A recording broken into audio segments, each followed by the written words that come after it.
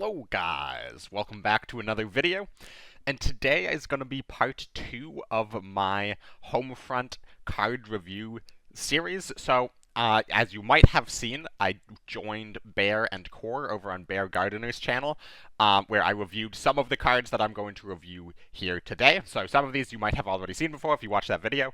If you didn't watch that video, I'm going to go through all of them again and give you my opinion. So it's up to you if you want to rewatch that again if you've seen it already or not.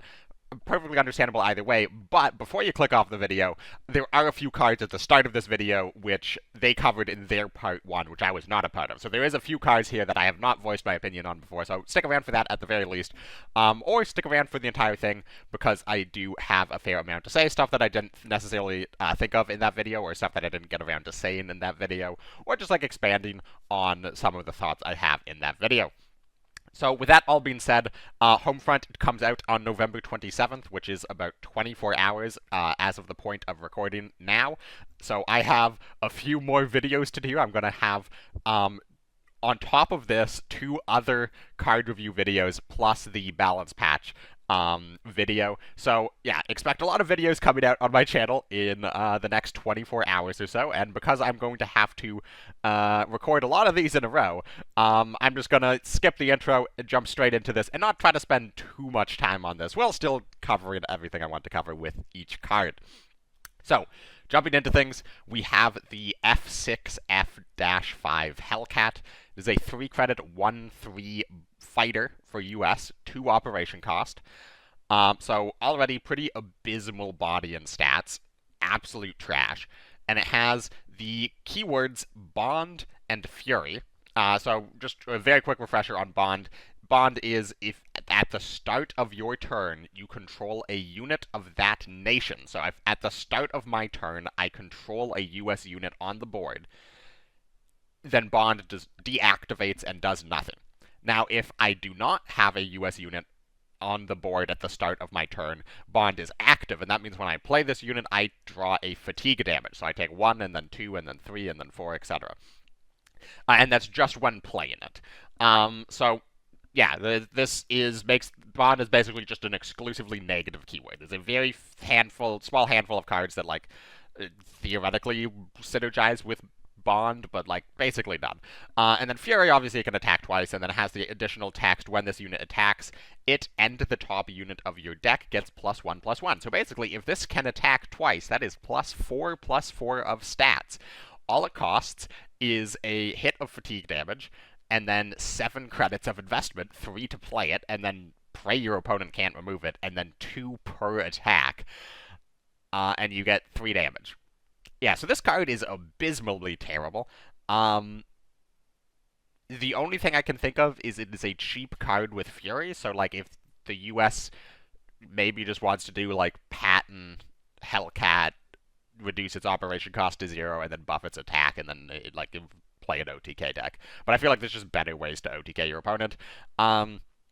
Yeah, this card is kind of awful, so I'm not going to spend too much time on it and move right on to the P-38H Lightning. So the P-38H Lightning is a 5-credit 4/5 fighter for US, another fighter. This one is a special rarity, though, and it has Destruction. The top unit of your deck gets +3 attack and Blitz. Now this is much more interesting, because a 5-credit 4/5 fighter is bad for its stats, and it's like bad for its cost, but it's not unplayably terrible. So the Yak 7 sees a fair amount of play. That's Destruction, draw a card. Now obviously, Destruction, draw a card is a very, very good destruction effect. Drawing cards is very, very good. But the point I'm trying to bring up is it doesn't necessarily affect the board at all. It doesn't have a deployment effect. It doesn't have Blitz. It doesn't have Guard. It's just a 5-credit 4/5 fighter that has Destruction gain some value. And this is in the same way Destruction gains some value. Now, how do you compare drawing a card to giving the top unit of your deck +3 attack and Blitz? That's very difficult. It depends a lot on what your deck looks like. Now, if your deck is entirely air units, giving the top unit of your deck +3 attack and Blitz is probably pretty good. So you could play this in like the top end of a US ally air deck, or US main, but realistically like a US ally air deck. where you just play down the P-38 Lightning. It's a big guy. Your opponent has to remove it. You can try to buff it with CAS. And when they do remove it, it is going to make like the top swordfish of your deck suddenly a lot scarier and help to close out the game, which is something that air can struggle to do sometimes. That being said, I don't know if this card is like why you pick US. There's a lot of competitive spots for the ally for an air deck. So yeah, this is a card that very well might see play. There's also technically ways to finagle this into an OTK. If you run very small amount of units, or you specifically use the put on top of your deck cards before killing this to intentionally put a specific unit on top of your deck to then buff it with this, but I feel like you just have pattern in US, so like if you're trying to give a specific unit blitz, you just have a far easier way to do it if you're trying to do it in a combo sense. So yeah, all around, interesting card. Fine, not that great, not too amazing. Fits the theme of buffing stuff in your deck. Then we get to Red Bull, and Red Bull is a very interesting card. It is a 3-credit 1/6 infantry, 1 operation cost, standard rarity. At the start of your turn, double the attack of this unit.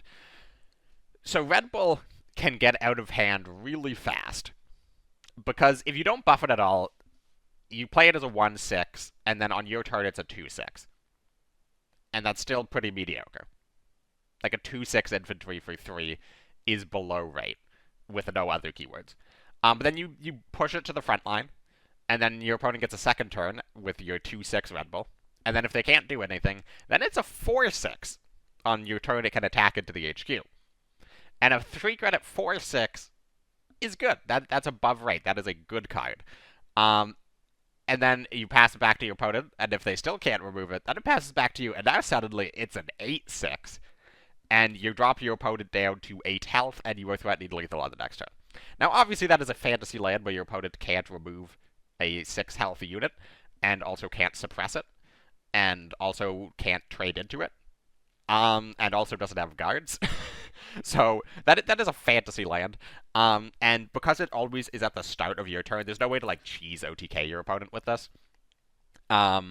So your opponent is always going to get a chance to remove this, so you can't really play any decks built around this as the sole win condition. But if you're at the lower ranks with a smaller collection, this is probably a fine unit to play, because decks at the lower ranks tend to have a lot less removal. So if you just like play this out, you can trade a couple things on it, and then suddenly it becomes very threatening. Obviously, it's probably going to be a pretty good draft card. Not like an amazing draft card, but like, I don't know. It seems like it would be probably fine in draft. And then obviously you can buff its attack up, so like you can play it, and then you play like 2 for freedoms on it to make it a 3/8. And then at the start of your next turn, it's a 6/8, and that's really good, but you know, then you're investing multiple cards, and you're not doing it on turn 3 anymore. So yeah, all in all, it's a fine card. It's not quite pack filler, but it's not going to see any competitive play. Then we have Swift Response, another US card. It is a limited countermeasure. 2 credits. When a friendly unit is destroyed, your units get +1/+1 and shock. So, thinking about this as an order, giving all of your units +1/+1 is worth 2 credits. Giving all of your units +1/+1 and shock is worth more than 2 credits. That's not really a card we've ever seen before, so it would be hard to place at, like, 4 would probably be the standard, like, rarity for it, especially, like, for, like, on a limited card. 4 would be, like, the, about what you want. 3 if it's, like, incredibly competitively costed, or, like, an elite, or even a special, maybe. And this is 2, so like on paper, this is really, really good. However, it is a countermeasure, and the issue with countermeasures is always they sometimes don't trigger, and then suddenly their cost doubles. So in this case, if your opponent does not destroy a unit, you not only did you waste those 2 credits, you now have to invest an additional 2 credits to get this card to work. And if you float 2 credits, there's a decent chance, and you'd like have a wide board, there's a decent chance your opponent isn't going to remove anything unless they are removing everything. So yeah, this card just seems like, because it doesn't react to the opponent. Like, it doesn't say when an opponent's unit attacks, destroy it and give all your stuff +1/+1 at shock. That would be an insane card. That would just be like better entrapment. However, that's not what the card says. So you have to have at least 2 units on board, because one has to be destroyed, and then the other one gets the buff. And like, give a single unit +1/+1 in shock is situationally not a bad card. Like, even if you're giving a single unit +1/+1, it's not a terrible card. It's just, it's going to be somewhat predictable. And I feel like if you're in a situation where you're going to get a huge amount of value out of this card, you're in a situation where, like, you can just play other US cards, like we can do it, to just sort of get further ahead in a more guaranteed situation. However, honestly, I could see playing, like, one of these in, like, a US frontline deck in a very specific meta, where you are just the widest deck, because it does work with stuff like, Crossfire. Like, if you have like a 1 health and a 2 health and a 3 health and a 4 health, and then you hold up Swift Response and your opponent plays Crossfire, it kills the 1 health guy, and then it gives all your other guys +1/+1, so none of them die to Crossfire. So that could be potentially very useful. But yeah, all in all, interesting card. Like, I'll maybe try it out as a one-of in frontline, but like not shaking things up too much. Then we get to another very interesting fair card. This is very fun. They revealed all of the fair, interesting cards at the start of these reveal sessions, and if you know where things go down the line, you'll get what I'm hinting at. But with the 43rd Infantry Regiment is a 4-credit 4/5 standard rarity infantry for Germany with Bond, and the text at the end of your turn, draw the top card of your deck if it has an even cost. So this is not draw the top even card of your deck, it is if the top card of your deck has an even cost. So if the top card of your deck has an odd cost, this does nothing, and you just took damage probably to play a 4-credit 4/5 infantry, which is below rate stats. So this is a very, very good card. Well, it's a good card if it's drawing 100% of the time. So if it's drawing 100% of the time, it's like a 22nd infantry with better stats for cost, and it doesn't require the front line. And then the downside is it has Bond. However, 22nd Infantry hasn't been played in a hot minute. And also at 4, you're not playing it in the same types of decks as 22nd Infantry. So this is at 4, unless it's like the very top end of a deck. But if it's the top end of a deck that's running all even cost cards, that's just sounds like a bad deck, unless we suddenly get a lot of zero cost German cards, which I don't think is going to happen.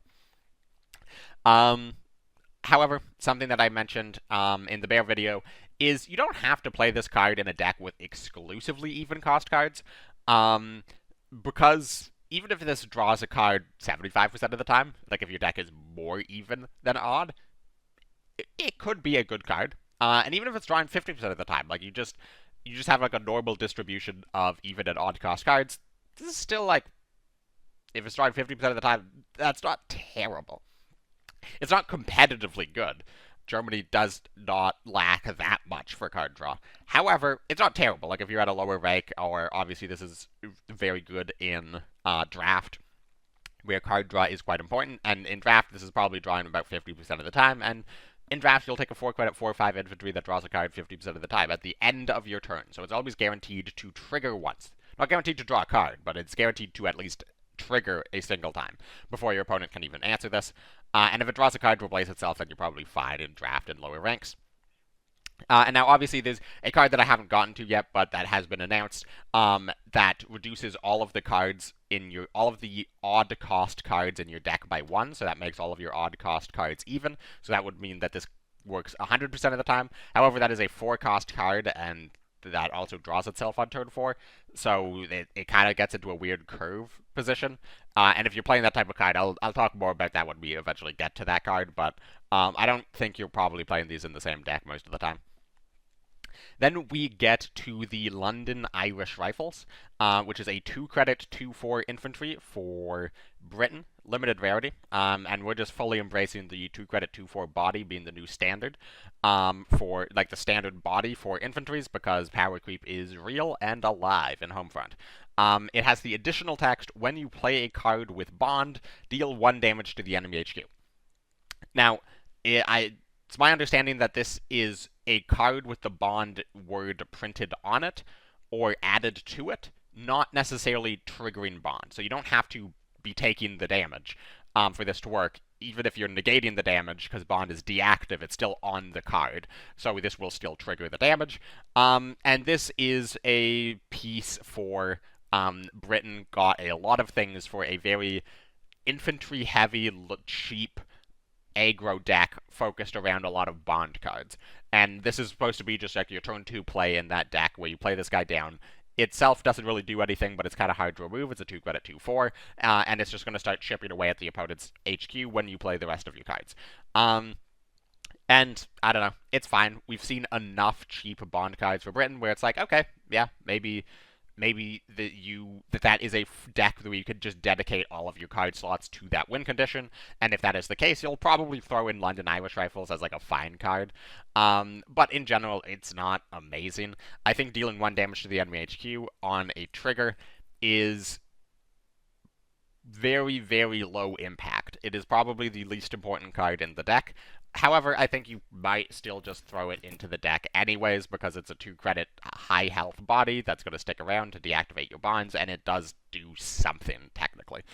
And moving right on, we have the Dornier Do-17Z, or 17Z.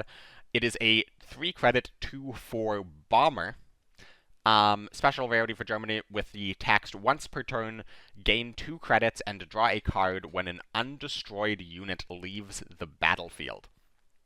Now, this is a very specific wording that we have not seen in the game before, but what this means is when an undestroyed unit leaves the battlefield, that is for any amount of time. And that includes remove, that includes retreat, that includes return to hand. So if you play Dornier and then attack with your Salamander, you'll gain 2 credits and draw a card because your Salamander removes itself from the battlefield until the start of your next turn. If you play Dornier and then you retreat an enemy unit, you'll trigger it. If you play Dornier and then you retreat a friendly unit, you'll trigger it.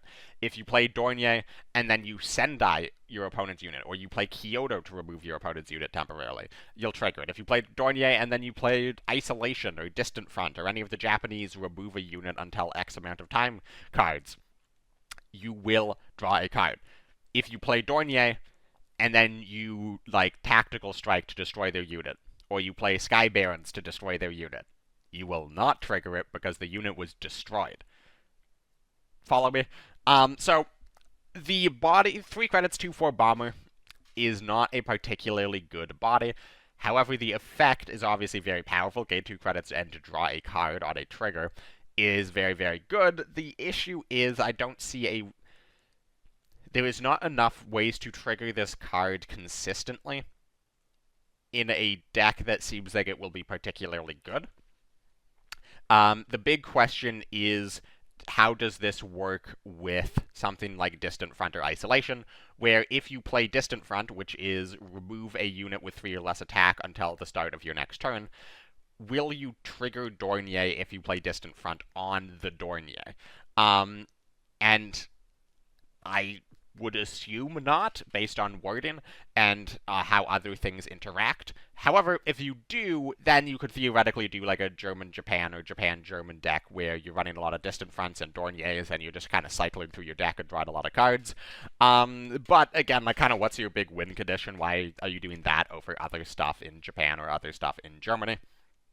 So all in all, I think it's a very interesting piece that is probably not going to see much play now. However, if this archetype gets support in the future, or if a specific combo arises, if that interaction works and a combo arises with Germany and Japan, you could see that theoretically as an engine. Yeah, this is just a very interesting card. Interesting design space. I'm interested to see where this goes moving forward. Speaking of moving forward, we have the 211th Tokyo. It is a 2 credit 4/2 infantry for Japan, 0 operation cost, and the text Blitz and Bond, a special rarity. So it's basically just 2 cavalry regiments stapled together with the word Bond thrown on it. Yeah, this is just a very good card for Jagro. You just play this in Jagro and you don't think twice about it. Depending on what the meta looks like, you could theoretically play this in Control as just a way of dealing 4 damage to something in the front line as an anti-aggro tool. Depending on how much Bond you're playing in your deck, depending on what other people are playing in the meta. Are there a lot of high health guys in the front line that Japan is struggling to deal with? I'm a lot more doubtful on this card being played in control. But in aggro, you just throw this guy in immediately, because why the hell not? You're also playing Japan, so you probably played a 1-drop that there's a decent chance your opponent did not remove, so you're not even triggering the bond on this a lot of the time. Yeah, this is just an auto-include in Jaggro, very good card. Not a lot of text on it, not a lot to talk about. Then we have the 44th Silesia, which is a 3-credit, 3/3 ambush blitz unit. So that is the 2 combat keywords. And it has deployment, draw a card for each friendly unit with 2 or more combat keywords. That includes itself. So this is a 3-credit, 3/3 ambush blitz infantry with deployment, draw at least 1 card. So this is just power creep to all hell. Once again, same with Kirkenes. Why does this not have bond on it?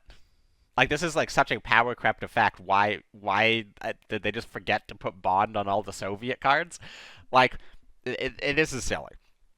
So, obviously, you just auto-include this into pretty much every single Soviet deck. It's difficult to imagine a Soviet deck that would not want a 3-credit, 3/3 ambush blitz infantry that draws a card.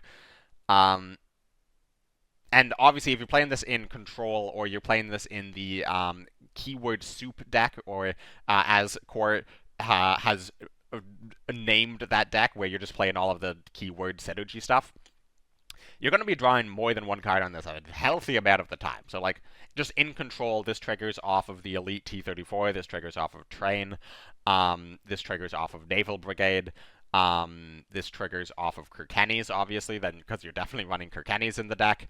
Yeah, this triggers off of a lot of stuff. You can also play Men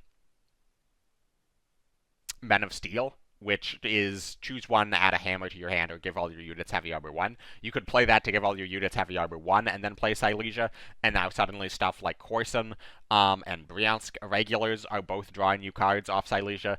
This is just like the draw card the Soviet control wanted. Sometimes it's only going to draw 1, because sometimes you just play it out on turn 3 or turn 4 to like trade into something, and you're fine with that, because a 3-credit, 3/3 blitz draw a card, no downside, no bond damage or anything. It's just incredible. This is like an insane card. I would say this is the best card we've seen so far if Kirkenes had not already been revealed. Because I still think Kirkenes is a... Honestly, this is probably better than Kirkenes in a, like, real-world application to a deck. Kirkenes is more power crept than this. Kirkenes is the most power crept card I've ever seen. However, this card might even be better than Kirkenes. Like, if for whatever reason you're like, I have to like pick one of these 2 cards to run in my Soviet control deck, I'd probably say Silesia over Kirkenes. But again, this is not a crafting recommendation, because this expansion hasn't dropped yet. There's no way Silesia is not a wonderful card. It just might be Soviet control is not good enough compared to whatever like broken meta deck is taking over, so like maybe you want to save your specials for non-Soviet cards. But if you're going to craft a Soviet special, Silesia and Kirkenes are both very solid picks unless they get nerfed on like day 1. Which I don't think is going to happen. Do I think they might get nerfed in the future? Absolutely. But day 1, probably not. Anyways, moving on, and continuing with the theme of keywords, we have the Infantry Regiment 25, which is a 3-credit, 2/5 infantry for Finland, limited rarity, with the keywords Shock and Guard. So, 3-credit, 2/5 Guard Shock on an infantry is just a very good body. Like, you would consider playing that with no additional text. However, like every card this expansion, there is additional text, and the additional text is your HQ gets +2 defense when you attack with a unit with 2 or more combat keywords. So, this will count itself once, because you lose Shock once you attack with Shock, and then this will no longer have 2 combat keywords. But if the first time you attack with this, that you heal 2 health. But also, if you play this and then you attack with Kirkenes, or you attack with Silesia, or you attack with anything else that has 2 combat keywords, you also gain 2 health. Now, obviously, this is a stupidly powerful effect, but I don't see this being a card that is played, because I think if you're playing the dedicated keyword soup deck, where you're going to be able to trigger this the most consistently, I think you just don't care about what your health total is. Like, I think you're just playing a board-centric tempo deck, and this doesn't particularly help your game plan. There's already a lot of competition for the 3 slot. and you just rather do other stuff. You're also not necessarily fully pulled into the Finnish ally yet. You might just want to do like US ally for war machines or German ally for crossfires or whatever.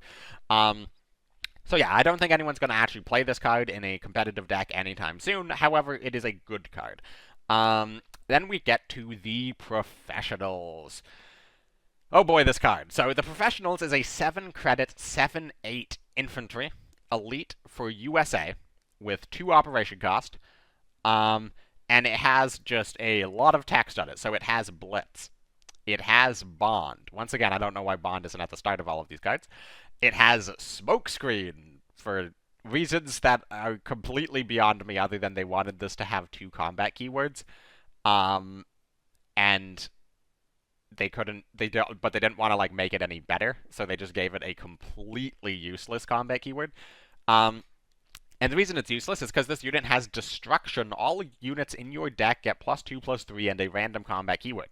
So this is a destruction effect your opponent very much does not want you to trigger, which means your opponent very much does not want to trade into this unit if it is in your support line, and that has Smokescreen. Unless they suppress it, but if they suppress it, it loses the Smokescreen. So yeah, the Smokescreen on this, like, basically doesn't matter. The one way that the Smokescreen matters on this card, and this is getting ahead of myself a few videos, but they announced the change to Monastir, and Monastir is now a AoE Soviet elite that says destroy all units with 1 or fewer combat keywords. Is it 1 or fewer, or fewer than 1? 1 or fewer, yeah. So that means that Monastir will not destroy the Professionals, which is probably a good thing for the Soviet player. So it means if you play the Professionals and then you play a big board of stuff and then they play Monastir, your Professionals destruction effect still has not triggered. And that's like the one case that I can think of where that might matter. But in all, how good is this card? Obviously, it is a Timmy's dream card. All of the Timmys are going to play this in all of the ramp decks. However, this is a very powerful effect. So there's a world where you consider playing this in, like, say, Frontline. Because Frontline, and I'll say this about another card for Jagro down the line, is a lot of people think of, like, Frontline or Jagro or, like, just aggressive decks or a high-tempo mid-range decks, and they think those decks do not need any big units. They don't need any late game because they're not a control deck. Big, expensive cards are exclusively for control decks. And that is generally true, but that is not a hard and fast rule. And a lot of the times, an aggro or high-tempo mid-range deck is fine with a single big unit as, like, their big threat at the end of their curve, because you're usually fine with having 1 dead card in hand until you reach turn 6 or 7 or 8. You're not really fine having 2 or 3 dead cards in your hand until turn 6, 7, or 8, if you're playing an aggro tempo deck. So what I mean by that is Frontline might just want to run the Professionals, because sometimes you're going to go against control. You're not going to get off to like an amazing start, or they're just going to have really good defensive tools to slow you down. You reach turn 7 and you're nowhere close to lethal, and then you just throw down the Professionals, and you trigger its destruction effect. All of your units in your deck up +2/+3 and a random combat keyword, and then you just do like your push-up Greyhound Sherman, draw 2 units, and now your units are bigger. And now that's going to help you close out the game against control, where otherwise they would farm your tiny 1/3 tanks. They are now 3/5 or 3/6 tanks with shock. Yeah, this is just a potentially very powerful card in a deck like midrange.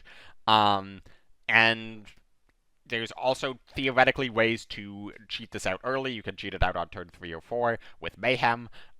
You can play this and then trigger its destruction effects multiple times by either getting multiple copies with 1, 2, 3s, or by triggering its destruction effect with Fortunes of War. There's a lot of silly stuff you could do with this, but I think it's the situation where it's going to be played the most reasonably is in a deck that doesn't run any of the ways to trigger it multiple times. It's just straight up they play this card because sometimes your opponent doesn't suppress it. And then you get a lot of value out of it. It's a very frustrating card. I'm not a fan of cards where their value swings drastically based on when you draw the card, because obviously if this is the last card of your deck, it sucks. It is completely useless. But if you like cheat this card out on turn 3, and then it can kill it immediately, this card's insane. So yeah, I'm not a huge fan of this design space, but, the Professionals, it's coming out. You're going to see it a lot on ladder. And I don't think you're going to see it exclusively from the Timmies playing terrible ramp decks. I think you're going to see a little bit of experimentation with this in competitive frontline decks. Then we move on to Forged in Fire. It is a Soviet standard order. 2 credits. Give a unit a random combat keyword it does not have. Draw a card if it now has 2 or more. This card is pretty terrible. So giving a unit a random keyword, what is the credit value of that? Probably less than 1, to be honest with you, because it can't give it a keyword it already has, but there's just a lot of duds in there. Like Smokescreen, you almost never want to give a unit Smokescreen. Ambush is situationally good, depends a lot on the unit that you're putting it on. Heavy Armor 1, again, depends a lot on the unit you're putting it on. And then, like, you know, it's very easy to be like, oh, I really want Blitz here. That's a 1 in 7. And if you get anything else, your opponent can just simply remove it before it can trade. Or maybe it already has Blitz, and you're like, oh, I really need Shock to value trade with this. But instead, you get Ambush, and then you have to trade 1 for 1 anyways, and then you just wasted a card. And then we look at the other part of the card where it says draw a card. Well, it replaces itself. Surely cards that draw a card are fine. But this is 2 credits, draw a card, sometimes exclusively if you control a unit. Well, technically you can play it on your opponent's unit. So if you're in like a situation where you have no units on board or in hand and you need to draw and you draw Forged in Fire, you can play it on your opponent's unit to try to draw a card. But obviously that has a big risk. Maybe you give the unit in the frontline Fury and then you die the next turn. Yeah, all in all, this is just a terrible card. I don't think you ever play this in the Keyword Soup deck. I don't think you play this in any deck. I think this card is bad. Moving on, we have the First Florida, and the First Florida is a very interesting card. It is a 5-credit 4/4 infantry standard rarity for USA, and USA has a long history of standard cost 5-credit infantries. And the First Florida, it has destruction. A random friendly unit, important distinction, gets attack and defense equal to the attack of this unit. So if you don't buff this at all, it is destruction, give a random friendly unit +4/+4. And that is very, very good.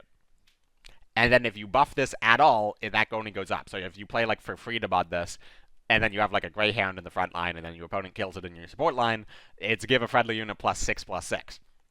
And that is a crazy good destruction effect.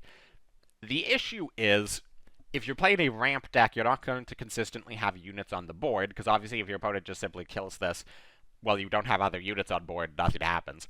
And in a frontline deck, where you are going to consistently have a lot of units on board, and a lot of small units that could really want a +4/+4 or +5/+5 buff, you just don't have the space to be running like a full stack of Floridas, because you want to be running 5th Rangers.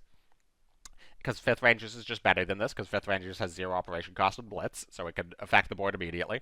And you don't want to be running this over Shermans, because you need the card draw. So then it's like, well, you have 7 4-drops that are kind of essential to the deck. How many 5-drops that don't have blitz and don't have a deployment effect and aren't a tank? So it's harder to move them into the front line for the blitzkrieg turn. How many of those do you want to run in the deck? And I think the answer is 0, but I could reasonably see the answer being like 1 or 2. So I don't think we're never going to see Florida, and I don't think like no one's going to touch Florida. I'm just not convinced yet that it's going to be in the best version of Frontline. But again, I think you could like certainly argue it's a playable card in Frontline. It's an amazing card in Draft. It's an amazing card at a low collection. Yeah, it's just very, very solid card. I could see this card being nerfed down the line if it's too good at low ranks. They have done that in the past several times, actually, for US standards, where they nerf a unit because it is too good at low ranks, even if it sees no play at high ranks.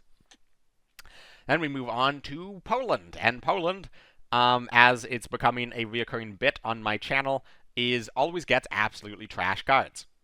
Even now that they're seeing play, sometimes they get really good buffed cards, but they always start with trash cards. So let's see if Poland can break the mold. First card up here is Exiled Forces, a 5-credit Polish limited order that has nothing to do with exile, which is just an odd naming convention. And it also doesn't really have anything to do with air units. And it's also not a Navy card, despite having like a Polish plane and a boat in the background. All in all, just a very confusingly themed card based on the art and name. But what the order does, it's 5 credits, add a copy of a target unit to your support line, destroy it in 3 turns. And this is a copy, can be friendly or enemy. And basically, 5 credits, copy a unit on board. So, you know, obviously Comet is rotated, but like if you could play Comet and then Exiled Forces, and then you hit your opponent in the face for 8 with your 2 comets, and then both return to your hand, and you ignore the destroy in 3 turns part of the card. That's something that like theoretically you could do in classic mode. Or you know, maybe your opponent just plays like a big 8/8 tank, and you're like, hey, I want an 8/8 tank, so you do 5 credits. Now I have an 8/8 tank too. Mine dies in 3 turns, but I've probably won the game or traded my 8/8 tank into his 8/8 tank before 3 turns have passed. So it doesn't matter. Or maybe they play like an 8/8 tank with Blitz in their support line, and then you play like the Exiled Forces, you copy it, and then you use the Blitz to trade it off immediately, or you use the Blitz to hit face immediately, or you do any other number of things. That's kind of how you're meant to use this card. It's important to note that a copy does not copy its current health, and it does not copy any added keywords or stats. It copies the default version of the unit when you play it. So you can't like give a unit Blitz and then like plus 10 attack and then copy it and then get a second plus 10 attack and Blitz unit next to it. You'll just get the default version without Blitz and without the attack buff. So it's very difficult to use in any kind of combo OTK type of situation. So all in all, how do I rate this card? This card is abysmally terrible. This is a very interesting design space. It is unique to stuff we have seen in cards before. I don't know why they didn't give this to Soviets or they didn't give this to Germany, because it's very experimental and it is not particularly good. And yeah, it's unfortunately Polish, and this card is an absolute stinker. Moving on, we have 5th Wilno Brigade, which is basically a worse version of the card that we just saw 90% of the time. It is a 6-credit, 3/3 infantry special rarity. This absolutely bricks the Polish Ural Factory or Red Banner version of the Soviet Poland control, because previously you could go for a 6-cost Polish card and you would get the 1st Grenadier, the 3/6 guard that destroys units. Now, 50% of the time you're going to get a 3/3 infantry that does nothing. So not only is this card unplayable, it actually nerfs the rest of Poland by existing. And this is deployment convert this unit into a target unit. Now, obviously, this is convert, whereas Exiled Forces was copy. They functionally do the same thing, but this one triggers stuff that says convert. So, like, if you, I don't know, convert this into the Soviet guard that summons the dude and draws a card when you convert, then, or does it even draw a card, or does it just summon the dude? I don't remember, but like, you know, you could convert it into that and then it'll trigger, but you're paying 6 credits to do that. Yeah, this card is abysmally bad. It's kind of a Timmy card, basically. It's just Faceless Manipulator from Hearthstone, but it doesn't work in the way that it was played in Hearthstone, where it doesn't copy stuff with buffs, so you can't buff up a Blitz guy in the same way that you can't do it with Exiled Forces. So yeah, it's a Timmy card. You just play a big unit, and then you copy your big unit for only 6 credits, or you copy your opponent's big unit for only 6 credits, and like that's just not a good enough, consistent thing to want a card in a competitive deck. So this card is absolute utter trash, and it's also special, which means this is the highest rarity, and it's in theory the best deck-making, archetype-defining card for Poland this expansion, and it is complete and utter unplayable trash. Moving on to something that is not complete and utter unplayable trash, we have the 169th Grenadiers. So this is a card that's gotten a lot of discussion, and I was quite strongly opinionated on this card in my video with Bear and Core, where I said I complained a lot about this card. Now, I think, based on how I've seen responses to that video, I think people misunderstood me a little bit, and they think that I believe this card is better than I actually think it is.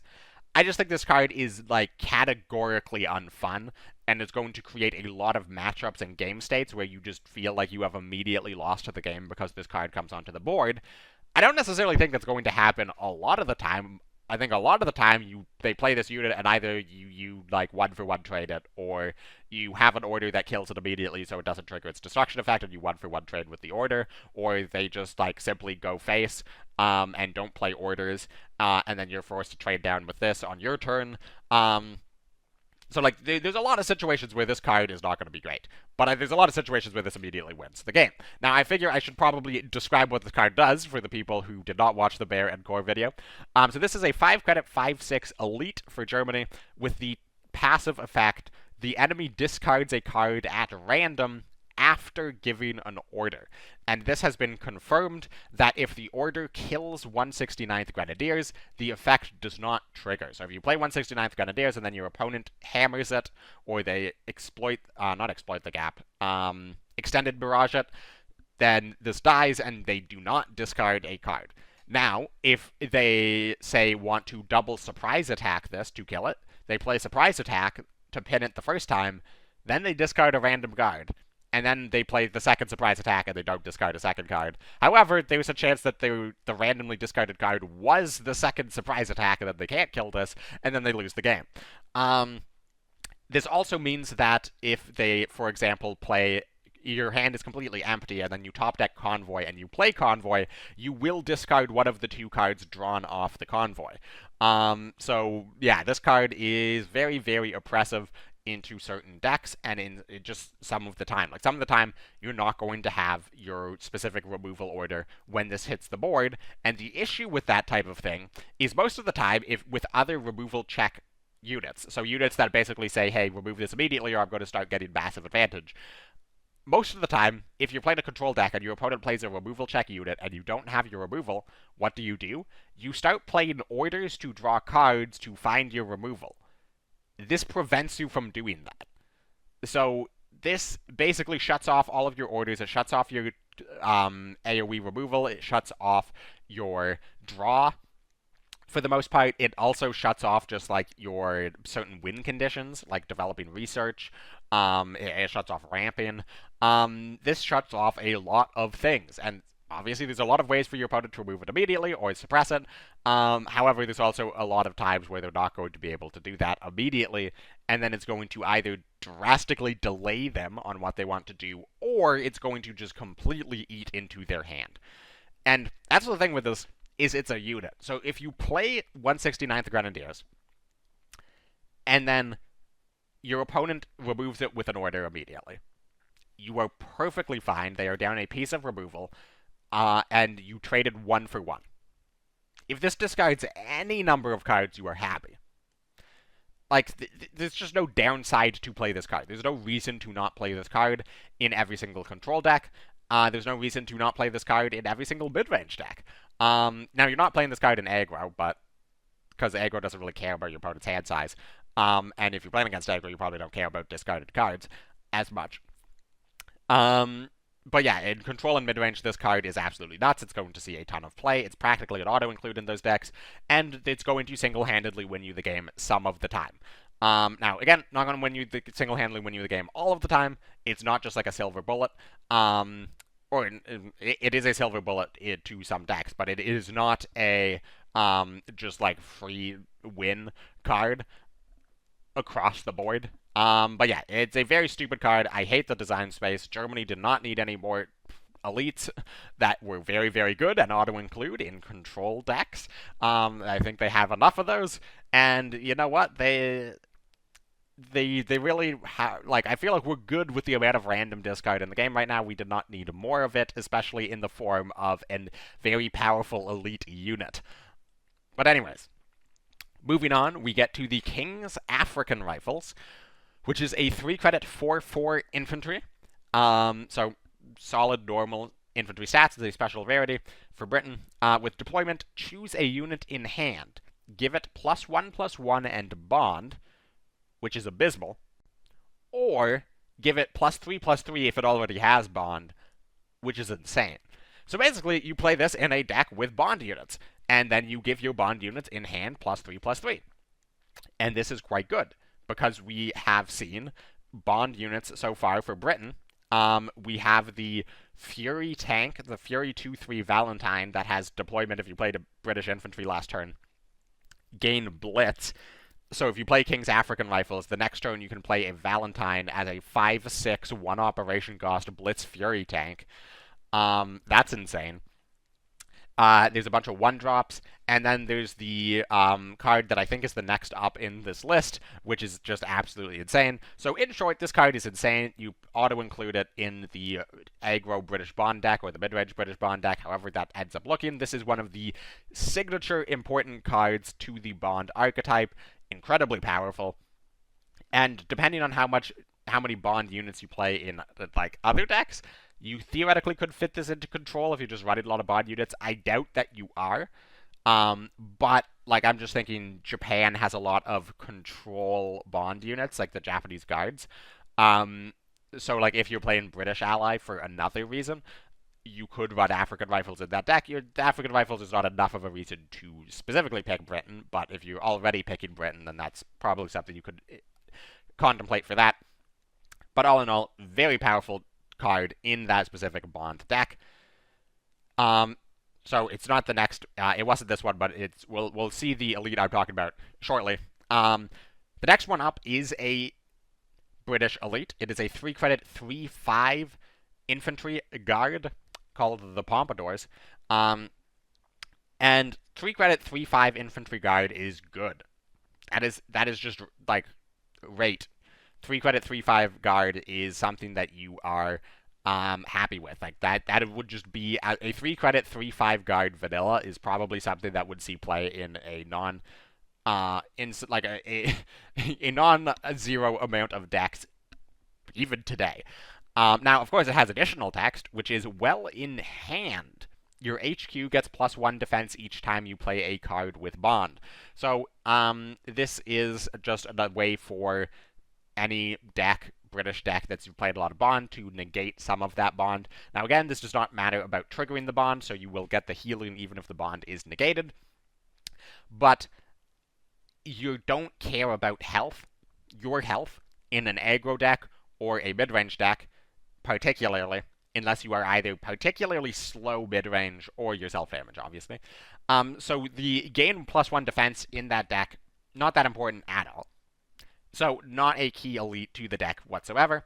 I think you still play the card because a 3-credit 3/5 is just very, very good in a aggressive board-based British deck, because you just don't have a lot of good units to put into that deck. And a 3-credit 3/5 is just good. It's high on health, it's going to stick around, it's going to shut off your other Bonds. So I think you just play it, and then sometimes you will get like 1 or 2 health out of this before you play it, and then like maybe that 1 or 2 health could matter theoretically in like 1 in 100 games. But all in all, I think you probably do play this in the Bond deck, even if you don't care about the healing whatsoever, and it's not an important craft whatsoever, if that deck is even good, which it probably will be. And it probably will be because of this guy, the RAF Mustang. This was the unit that I was thinking of. So I'm not going to go into the full rant that I went into in the Baron Core video, but I have not changed my opinion on this card whatsoever. This is, pound for pound, the strongest unit that has ever been released in Cards by a country mile. Certainly the strongest unit ever released for Britain. This card is absolutely insane. So let's break it down. So it's a 3-credit fighter elite for Britain. 5/4 in stats. So 3-credit 5/4 fighter is already incredible. Like a 4/4 fighter is costed at around 4 credits. So a 5/4 fighter is cost around 4, maybe 5 credits. Probably 4 credits these days. So already you are a credit down off of the default costing for just its stats. 2 operation cost, obviously. Now, what are the additional text on this card? Well, it has Blitz and it has Bond. So a 5/4 Blitz fighter is something we have seen before. It called Hien, and it saw a decent amount of play as a 5-credit 3 operation cost. So you are cutting 3 credits off this. 2 off the cost, 1 off the operation cost, off of a playable card. You're cutting 3 credits off of a playable card. Now, it has Bond. It has Bond, guys. Don't worry. It has Bond. So sometimes when you play this card, you take 1 damage. Yeah, that doesn't matter at all. The Bond is like so utterly inconsequential on this card. It does not matter whatsoever. You can ignore Bond. It's a 3-credit 5/4 Blitz fighter. Now, what is the other text on the card? Now, the other text on the card, the first line, is a negative. It says, your non-British cards cost +2. Now, this is not a deployment to trigger a permanent effect. This is a passive effect. So, while Mustang is on the board and unsuppressed, your non-British cards cost +2. So, the non-British cards in your hand cost 2 extra to play. Now, obviously, you're a human being with a brain, so if your hand is entirely non-British cards, you're probably not going to play Mustang unless you're trading it away immediately or it's winning you the game. But also, if you're building a deck, you're probably like... I mean, you put Mustang into every deck, to be fair, because it's just so good. And then... So, if it was just that, that would still be an insane card. But then it just also, for absolutely no reason, has the additional text, draw a card when the enemy targets or attacks this unit. And target means with orders. So... If you play RAF Mustang, and then you hit your opponent in the HQ, for 5 credits you dealt 5 damage to their HQ, and you now have a 5/4 fighter on the board that's sticking around. If your opponent trades into it with a Hellcat, you draw a card. If your opponent kills it with Sky Baron, you draw a card. If your opponent hits it with the 52k on a deployment effect, because target counts deployment effects as well. If they kill it with a 52k, you draw a card. If they have to double surprise attack it, you draw 2 cards. If they have to trade in a cavalry at a 35T, you draw 2 cards. What? It is the most aggressively costed unit we have ever seen. By a mile. And then it also draws cards? What? This is just an auto-include in every British deck ever. Ever. You play this in the Bond deck. In the Bond deck, you can give it +3/+3. It can come down as an 8/7. Or if you hit both of your King's African rifles or whatever they're called, it can come down as an 11/10. And that can come down on and attack on turn 5. If you do the African rifles on turn 3 and then African rifles on turn 4, on turn 5, you can play down the RAF Mustang and hit face with your 11/10 that draws cards when targeted. And unlike the German Elite, this doesn't say after being targeted, it says when targeted. So even if they suppress it, and even if they kill it with the thing they target it with, you still draw the card. It's basically, like, unless you trade it off, or your opponent kills it with an AoE, like wave after wave. It's almost impossible for you to not draw at least 1 card from this. That's insane. This card is utterly broken. This card's going to get nerfed. And then it's still going to be amazing, because unless you, like, double the cost on this card, it's playable. This card at 5 credits is incredible. Yeah, talk about power creep. This, what? Heian, but also it draws cards, and also it costs 3 less. And also it's British. Like, sure, whatever. I don't want to lose my voice. I have a lot of videos to record today, so we're going to move on. To the USS The Sullivans. So the USS The Sullivans is a Navy card. So this is one of the few, I don't think only, but one of the few Navy cards this expansion. It is a order for US standard rarity, and it's target unit, target unit and the top unit of your deck get +1/+1, draw a card. So basically it's like for freedom, but you spend 1 extra credit to give the top unit of your deck +1/+1. Unfortunately, for freedom was 2 credits for a very, very long time, and nobody played it because it was bad. Now, obviously, this is slightly better than 2 credits for freedom, because you get an extra +1/+1 on the top unit of your deck. However, that is not a particularly good effect. It's better than nothing. But, like, the reason for freedom is played is because it costs 1. Like, if for freedom was +2/+2 for 2, draw a card, it would not be played as much as the current for freedom 1 credit +1/+1 draw a card. And that is going to be the case for the Sullivans, because it's even worse than +2/+2 draw a card, because you have to then draw the unit and then play the unit to get the +2/+2. So yeah, this card is not particularly good. I don't think it's going to see play. It is a Navy card. So like, I guess if you played a deck with lots of Navy, like if you're doing... So this does trigger Um, the is it a Marines? I think it's a Marines. The US 2-3 Blitz that veterans when you play a Navy card. So, and the way that they changed how that works with buff cards is that it should have veteran and then get the +1/+1. Um, so in theory, that's good. If you play that and then on turn 2 you Sullivans it and it becomes a 4/5 and you draw 2 cards. However, I don't know. That just doesn't feel particularly special to me. It just dies to like route or exploit the gap, or not exploit the gap, extend in barrage, or whatever else they play. Rush or they trade something into it. And yeah, I don't know.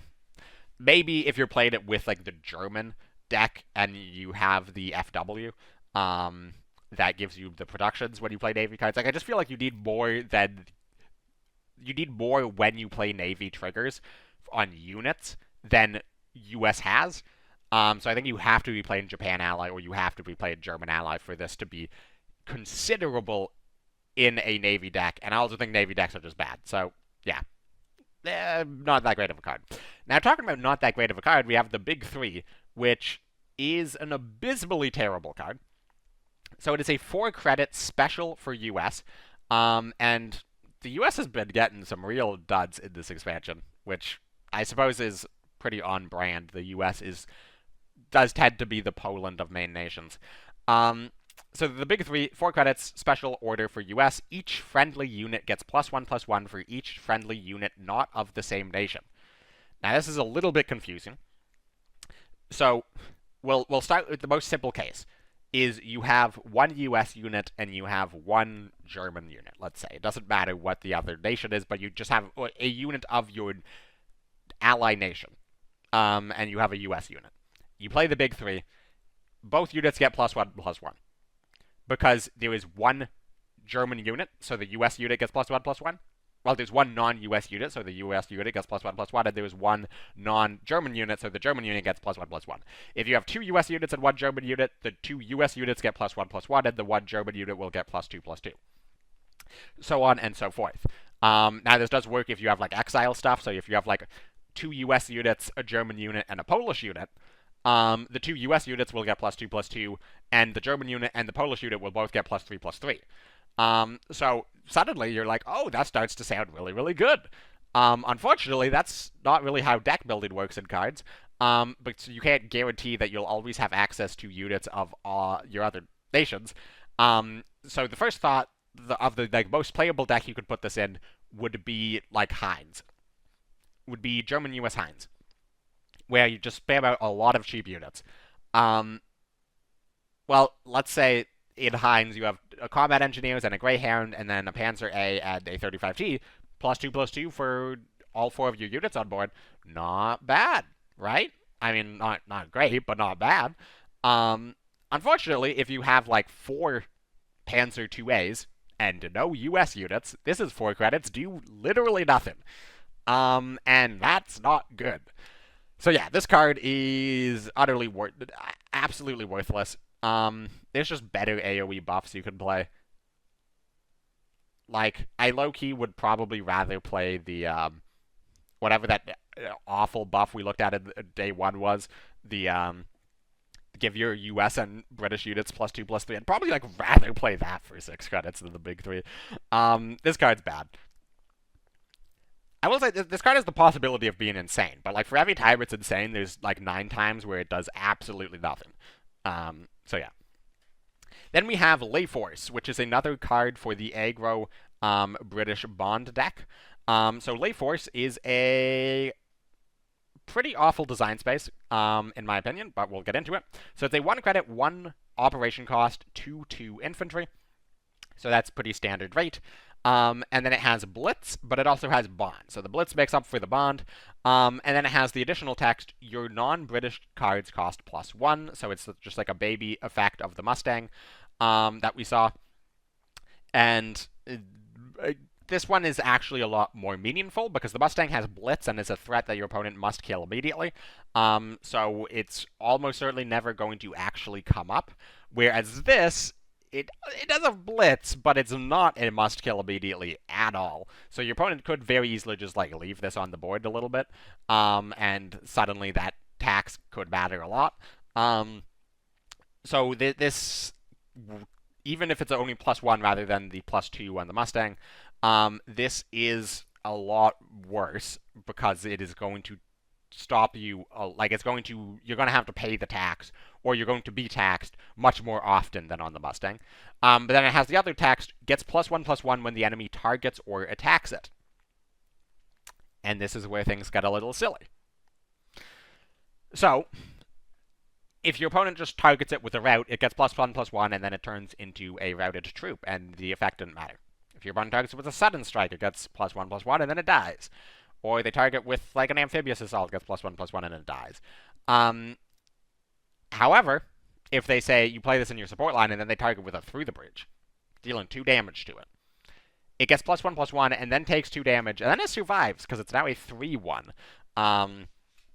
So it doesn't die to things that deal exactly 2 damage, and that includes the unit attacks. So if Japan doesn't really care about this, because if you go first as Japan, like, even if Britain goes first, they do turn 1 Layforce, that has an operation cost, so it's in the support line, then you push up Cavalry Regiment, and then they have to trade into the Cavalry Regiment.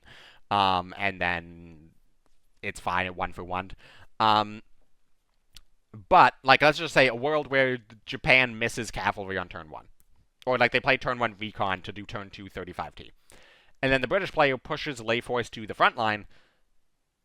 It's kind of just Jover for the Jagro player, because 35T can't trade into it, because it goes to a 3/1, and then it sticks around. And then you hit it down to a 3/1, and then you attack it with the Recon, but then it goes to a 4/2, down to a 4/1, so it didn't actually die. Yeah, Layforce is just a really, really annoying unit that snowballs very, very quickly if you can put it into the front line. The biggest deck that's going to struggle against this is US Frontline, because US Frontline does not have any 0-op 1-cost blitzers anymore, with 164th gone, so they can't take the front line before Britain, if Britain goes first. So if Britain goes first and they get a Layforce to the front line on turn 2, US frontline player is probably going to be very, very sad, because they just can't attack it. Now, thankfully, this doesn't just grow off of itself. It only grows when attacked, so the US player can just ignore it. But ignoring a unit in the front line is pretty depressing if you were a frontline player, because your entire deck revolves around having the front line. But, you know, maybe you'll just, like, hit a Pathfinders on turn 3 and get lucky or something. But yeah, it's just a very annoying card. Overall, it's not that good. It's pretty mediocre. It's just going to, like, absolutely shut down, like, 1 or 2 decks. Some of the time, like 50% of the time. But you still play it in the British aggro deck, the British bond deck, because it's a 1-drop, so you play it on turn 1, and then it shuts off your bonds on turn 2. It has Blitz, so you can get it to the front line immediately later in the game. It does grow, so there's, like, certain pieces of removal or certain trades that make it harder to get rid of. And yeah, I don't know. It's just a fine thing. You can give it +3/+3 with the other guy later in the game and push it up as a 5/5. With this, gets +1/+1 when targeted, which could be quite more impactful, because then it's a lot harder to remove it in a single hit. So yeah, all in all, I don't know. It's just sort of the unique, or the not particularly unique bread and butter of the Bond British aggro deck. Then we have Forward Observers. So Forward Observers is a special British order. 4 credits, deal 2 damage to all enemy units. So this is a very on-rate effect. 2 damage to all enemy units is costed at about 4. We've seen that with very comparable cards in the past, and Britain is probably pretty happy to have this. And then it has the additional text of, if you deployed a British infantry last turn, draw a card. So you probably play this in the Bond deck, because the Bond deck is largely British infantry, and 4 credit AoE draw a card is just fine, because you're not always going to be winning all of the time. So having just, like, an AoE in there that also draws a card is very, very good. And then you're likely to play this in British control, where even if you have a lot fewer British infantry, there's times where you're just happy to play this on turn 4, because you're against Jagro and you can't wait till Carpet Bomb, or wave after wave. And then sometimes you play this later in the game and you do draw a card, because you save it for a turn where you're going to draw a card. So yeah, all in all, this is just a very solid card. It's going to see play. It's not world breaking. It's not crossfire. It's very limited to the 2 damage at 4 credits, which is the standard rate. But yeah, you're probably going to see some forward observers a fair amount. Then we move on to Victory Garden, which is my favorite card of the expansion so far. Just because the name of it is very fun. Like, I know the concept of the Victory Gardens, but like just the art, and dig for victory now, the text on the art is very funny, and just like the basket of vegetables.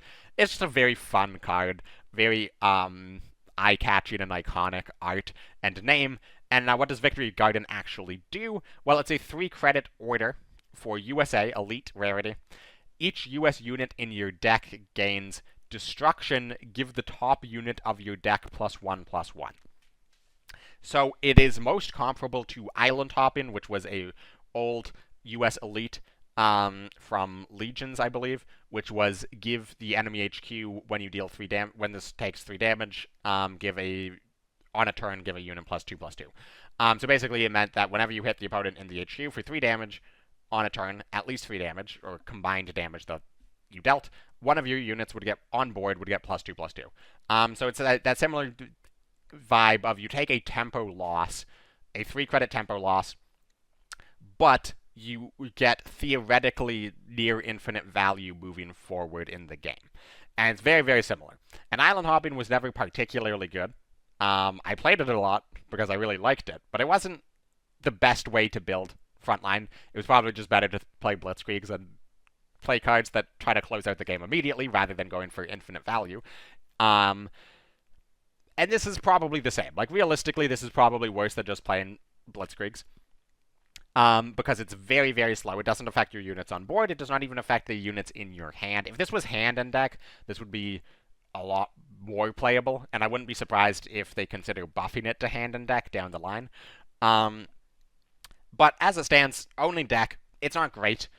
But if you can play this on turn 3, then it's fine. Like, if you can play this on turn 3, you eat a tempo loss, but it's very good against control moving forward because, like, 4 or 5 turns down the line, you're going to draw a bunch of units into your hand that have the Victory Garden destruction effect, and then you're going to play those units onto the board, and then your opponent is going to hit you with a wave after wave, or they're going to hit you with a crossfire, or they're going to hit you with another board clear, like a strategic focus, and they're going to destroy your board, and it's going to trigger like 4 or 5 destruction effects at once, and then you are going to top deck a Greyhound, which instead of being a 1/3 is now a 6/9, and you're just going to toss it into their HQ, or 6/8, and you're just going to hit them with a huge Greyhound, and like that, Victory Gardens suddenly gave you +6/+6, and like obviously in the meantime you might have triggered it once or twice other, so like you'll just have slightly bigger units moving forward, but yeah. All in all, it's a very fun card. I'm going to play this card a lot. I would not recommend crafting this because it doesn't seem like it's going to be particularly good. But yeah, if this card had the draw on turn 3, like on it, where you just draw it out of your deck on turn 3, absolutely I would play this card in a competitive deck, and it would be good. It wouldn't even be like world breaking. It would just be good. But as it stands, it is kind of mediocre. But I'm still going to play it. Then we have Storm Division. So Storm Division is a Japanese elite infantry. 8 cost, 8/8. So huge infantry. We rarely see infantry this big. And it has 0 operation cost, Blitz, and Fury. With the added text of your other Japanese units have +2 attack. So this is a huge guy who, in theory, can come down and have immediate value by buffing the attack of your Japanese units on board. So those guys can hit HQ for a bunch, or they can trade up into enemy units. And then he has Blitz and Fury, which lets him do one of 2 things. One, he can trade out 2 units in the front line, and that's pretty good. 8 credits, destroy 2 units in the front line, and probably stick a body. Not bad. Or you push it up to the front line. And then it's 8 credits, one of the biggest removal checks in the game. Because it is threatening 16 damage minimum on the next turn. For 0 credits. 0 credits, 16 damage is being threatened with this guy in the front line. And your opponent better hope that they have a way of removing this. Because, my goodness, is that terrifying. So, this card is very, very, very good. Now, I'm not going to say that this card is broken, because there is just cards that remove this. Like, you can play this for 8, you push up, and then your opponent, like, kills us with a dagger strikes for 3 credits, and you're just down 5 credits trading 1 for 1. However, there's also going to be games where you push this to the front line, and then either you win the game the next turn immediately because your opponent can't do anything, or it's going to, like, 4 for 1 your opponent destroying, like, 4 guards, and, like, still maybe even hit the HQ once. Yeah, this card is incredible. You're going to see this in Japan Control, because Japan Control typically has played, like, their top end has all just been blitz fighters to hit the opponent in the HQ.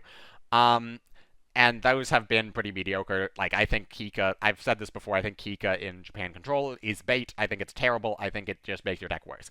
Now, this, on the other hand, is pretty good.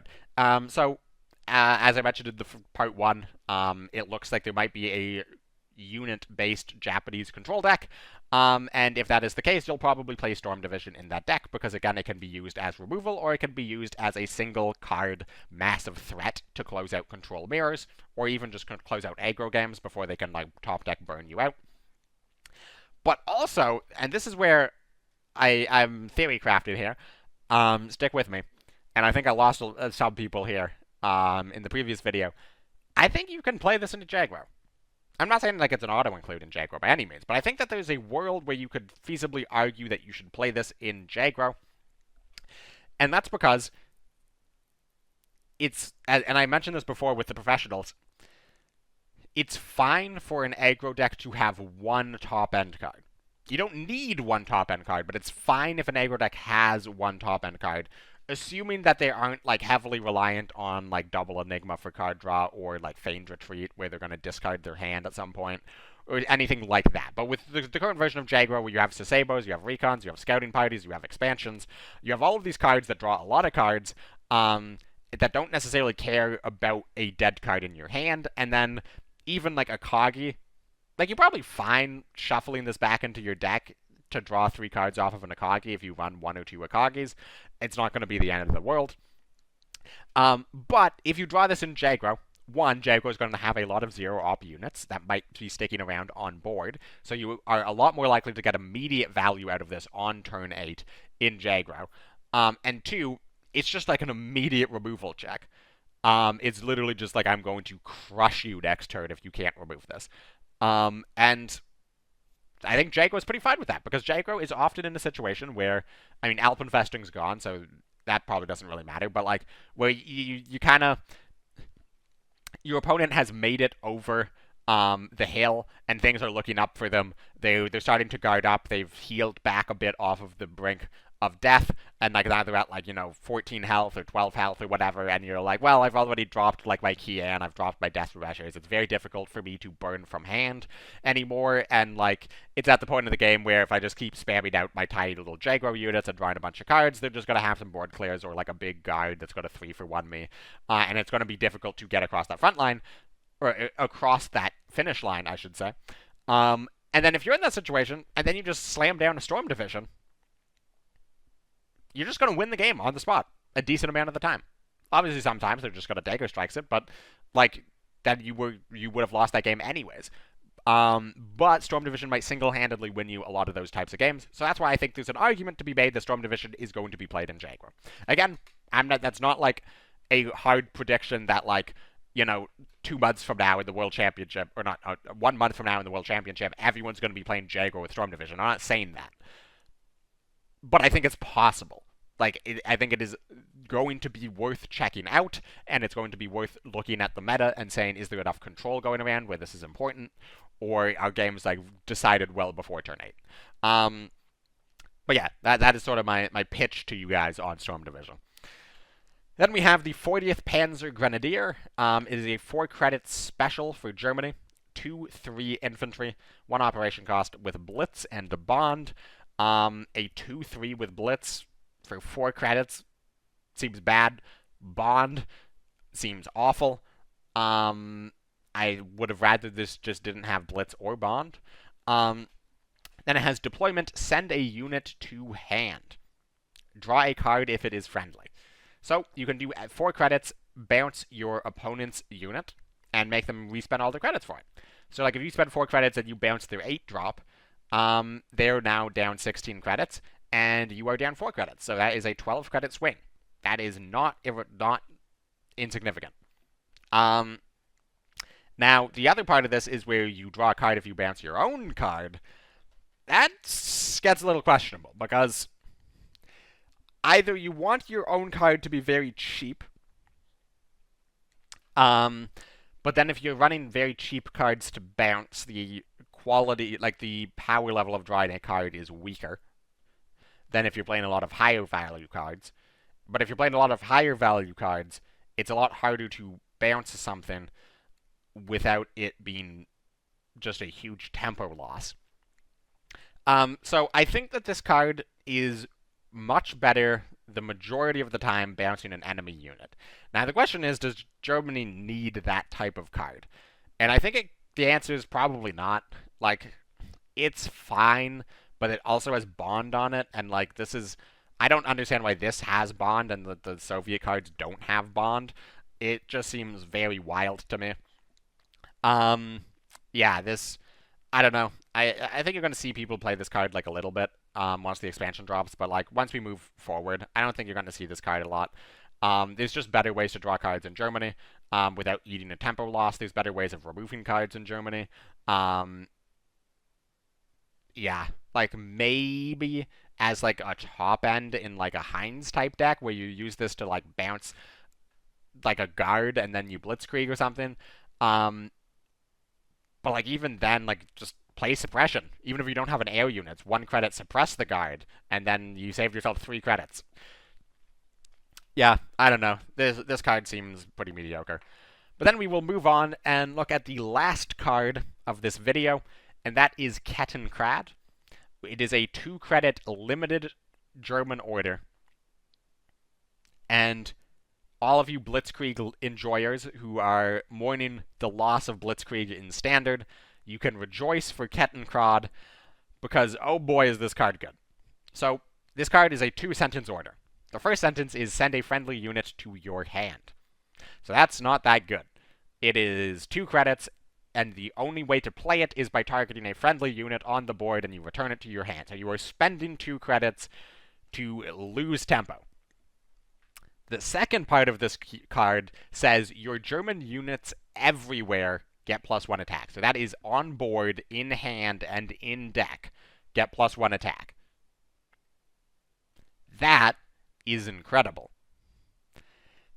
And this card opens up so many possibilities. Because obviously the first thing that comes to mind is probably Heinz, where you are playing a very large amount of German tanks, and many of them have Blitz, and you are very happy to give them a combined +3 attack if you can trigger Kenrad 3 times. And also, all of your units are very cheap, so it's very easy to replay the unit you bounced from Kenrad. It's very easy to be able to play it on like a 1-drop. And I think it's going to be pretty good in Heinz. The other thing that came to my mind was Germany-France, where you're playing dragons, and you're like slightly slower than Heinz. You're a bit more mid-range, but that deck is running the 0-cost dragons, so you eat almost no tempo loss. That's like the best way to minimize the tempo loss, as well as just like getting +1 attack. I suppose the downside is you're playing a lot of French units in that deck as well, and this only affects German units. So your dragons stay at 1/2s, your Sabua stays at 3/4, your block stays at 3/3, etc. But yeah, the very interesting question I have about this card is how many copies do you run? Because obviously it's very easy to say, look at this and be like, well, obviously you run 3 of them because you want +3 attack to all of your units in your deck. And also, it maximizes your odds of being able to play this on turn 2. And if you play it on turn 2, you are maximizing the value you get out of the attack buff. The issue I see, and especially for a deck like Heinz, which has historically struggled on card draw is if you play 3 Kettenkrad, a lot of the times you're going to have like a hand of 2 Ketten. Like you're going to go first and your hand's going to be like tank, tank, Kettenkrad, Kettenkrad. And you're going to like play the tank and then Kettenkrad and then replay it and then Kettenkrad. And then your hand is like 3 units that have +2 attack, but it's like you're down 2 cards and a ton of tempo. And then if you do not hit your Enigma, it is pretty Jover.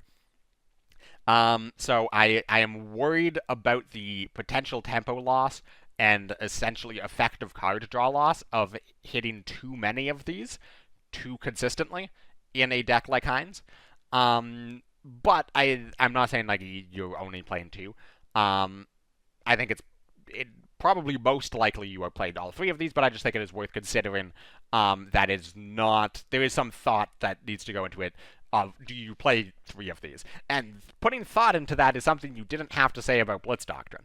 So yeah, this is less toxic than Blitz Doctrine because it's not buffing the health, it's not developing, like it's not effectively drawing cards to get buffed on this. Obviously, this is slightly more versatile than Blitz Doctrine because it's all your German units rather than just tanks. But in some ways, it's less versatile as an ally card because it's only German units and not all tanks. So you're certainly only going to see this in German main decks rather than every single deck, which is very good because I was tired of seeing Blitz Doctrine in every nation. But yeah, this is a very powerful card, but I'm fine with this one because it's a very powerful German card that supports a type of German deck that is not currently seeing a lot of play. Because it's kind of more difficult to play this in the sort of German-US ramp deck because you're just playing a lot of orders in that deck, and you're playing a lot of units that generate units in that deck. And like, you know, the Panzer 35T you get off of a Panzer Grenadiers is not going to get the Kettenkrad buff unless it's already on board or in hand since playing Kettenkrad.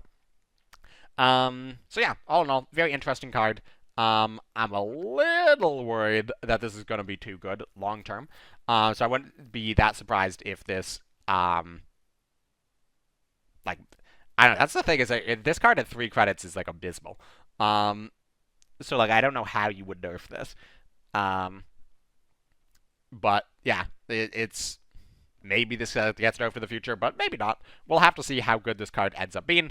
But that is it for this video. Again, this is part 2 of 4 parts that I'm going to be doing, reviewing the new cards for the expansion. Now, I know a lot of you were probably expecting me to have a card reveal of my own, because I've been doing card reveals on this channel since, I think, like, Legions. But, unfortunately, that has not seemed to have worked out this time around. I've never contacted by 1939 about card reveals, and obviously the expansion comes out in less than 24 hours, so I'm probably not doing a card reveal. Also, all of the cards have now been revealed as of the point of recording, so I am certainly not doing a card reveal of my own this time around. So that's unfortunate, but I will still review all of the cards. So subscribe to the channel if you have not already, and keep an eye on it over the next couple days, because there is a lot of videos for me to be doing. So, with that all being said, let me know your thoughts on all of these cards. Am I right? Am I wrong? Did I miss anything? All of that in the comments down below, and I will catch all of y'all in the next one.